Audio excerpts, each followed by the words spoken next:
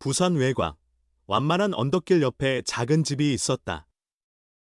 그 집은 화려하지도 넉넉하지도 않았지만 늘 망치 소리, 톱질 소리, 그리고 갓 잘라낸 소나무 향기로 가득했다. 그곳은 박 씨가 평생을 바쳐 지켜온 작은 목공소였다. 박 씨는 전통적인 사람이었다.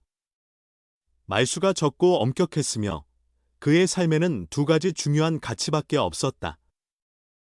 바로 노동과 가족이었다. 거칠어진 손바닥으로 수많은 가구와 문을 만들어 온 그는 마을 사람들에게 목수박이라 불렸다.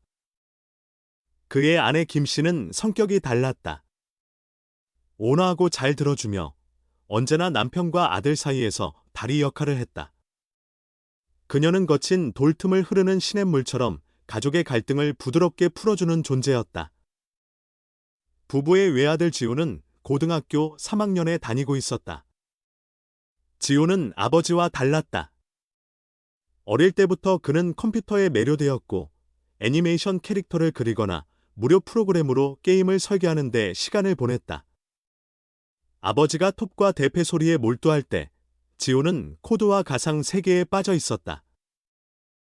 박 씨는 늘 언젠가 지훈이 목공소를 이어주길 바랐다. 그것은 단순한 생계수단이 아니라 그의 자부심이었다. 그의 눈의 목수는 정직한 노동자의 길이자 흔들리지 않는 가치였다. 하지만 지훈의 꿈은 달랐다. 어느 날 저녁 식사 자리에서 지훈이 조심스럽게 입을 열었다. 아버지, 어머니. 저는 나중에 게임 디자이너가 되고 싶어요. 서울에 그런 학과가 있는 대학교가 있어요. 박 씨의 젓가락이 멈췄다. 그는 아들을 똑바로 보며 단호하게 말했다. 게임. 평생 컴퓨터 앞에 앉아 눈만 버리겠다는 거냐? 그런 걸로는 밥 먹고 살 수 없다. 넌 내 일을 이어야 한다. 지호는 설명하려 했지만 아버지는 점점 화를 냈다. 결국 식탁을 세게 내리치며 소리쳤다. 더 이상 말하지 마라. 아버지가 정한 길을 따라야 한다.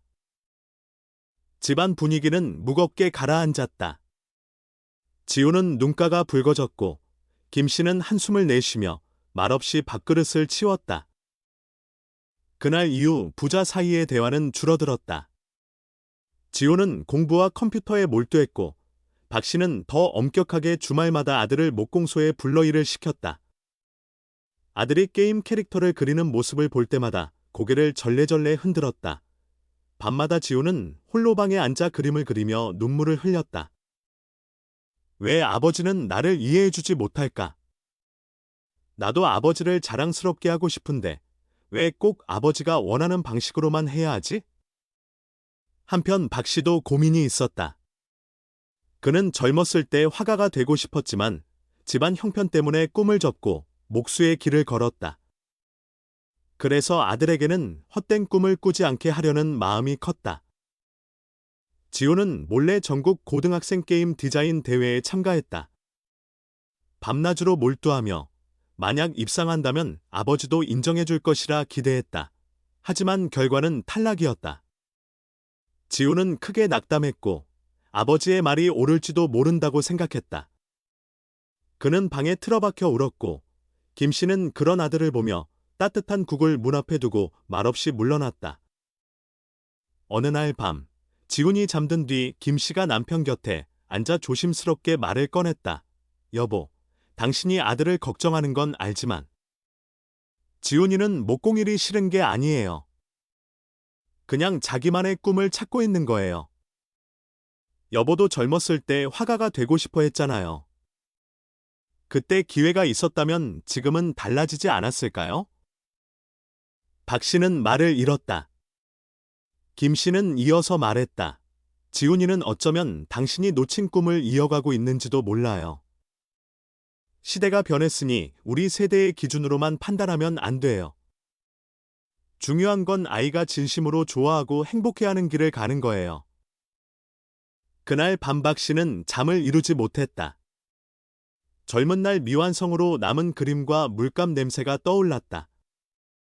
그때 포기했던 자신의 꿈이 아들의 모습과 겹쳐졌다. 다음 날 아침, 지호는 낡은 노트에 캐릭터를 그리고 있었다. 그때 박 씨가 들어와 손수 만든 나무 공책을 책상 위에 올려놓았다. 아버지는 게임을 잘 모른다. 하지만 내가 정말 원한다면 끝까지 최선을 다해야 한다.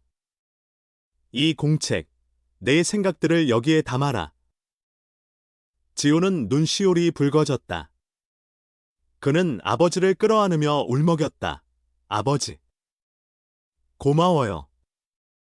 꼭 아버지가 자랑스러워할 수 있는 게임을 만들게요. 그날 이후 집안 분위기가 달라졌다. 박 씨는 아들을 더 이상 억지로 목공소에 붙잡아두지 않았다. 대신 가끔 아들의 그림을 지켜보았다. 지온도 자발적으로 목공 일을 배우기 시작했다. 아버지에게서 나무를 고르는 법, 대패질하는 법을 배우며 지호는 깨달았다. 세밀함과 인내가 필요한 목공 기술은 게임 디자인에도 꼭 필요한 자질이라는 것을. 지호는 또 아버지에게 교육용 게임을 보여주었다. 처음엔 박 씨가 무시했지만 시간이 지나면서 게임이 단순한 오락이 아니라 사람들에게 유익을 줄 수도 있다는 걸 이해하게 되었다. 시간이 흘러 지호는 게임 디자인 학과에 합격했다. 합격 통지서를 내민 아들을 보며 박 씨는 한동안 아무 말이 없었다가 어깨를 두드리며 말했다. 내 길을 가거라. 하지만 잊지 마라. 너는 목수의 아들이다. 그 성실함과 진심을 내 꿈속에 담아라. 지호는 눈물이 글썽이며 고개를 끄덕였다. 세대 갈등은 결국 이해로 풀렸다. 그것은 꾸짖음도 일방적인 양보도 아닌 서로의 마음을 존중한 결과였다. 그날 이후 부자 사이에는 처음으로 낯설지만 따뜻한 감정이 자리 잡았다. 그것은 바로 믿음이었다.